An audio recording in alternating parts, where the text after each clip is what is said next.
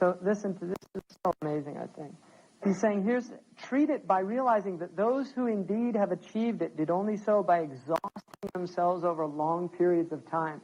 In other words, how bad do you want it, right? If you want it that bad, you have to work for it. And working for it means day and night. Meanwhile, life, right, is passing you by, right? People spend all this time at work.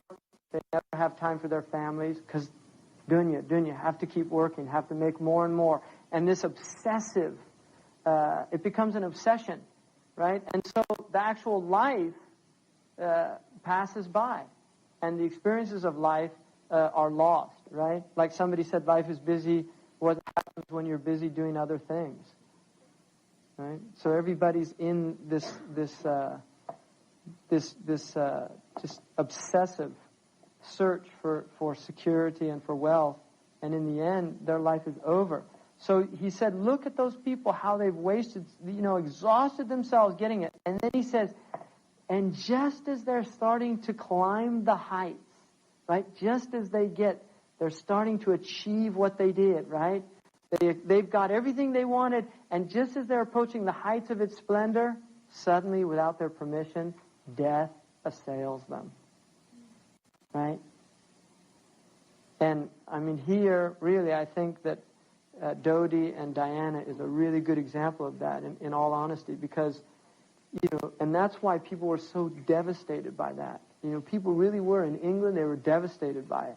Because it's like, no, she can't die. It's like her life was the life that all of these people wanted, right? Fame, beauty, lineage, right? All of these things, wealth, she had it, quote unquote, she had it all. That's what they say in this culture. She had it all. Right at the prime of her life, right? 38 years old. Death it's not invited in. That's what he says. It comes without invitation. Hegemet means to come without invitation. You didn't invite it. It just shows up. It's time to go. And it takes the person. So all these wealthy people have to die. And then also, he said, also realize, right? Treat it also by recognizing the disdain shown to misers. Nobody likes a miser. Nobody. And he's saying even misers don't like each other. Right? And that's how bad it is. The hatred people have for them, even amongst themselves. And then he says, with this same treatment, treat the one whose heart's ailment is love of wealth.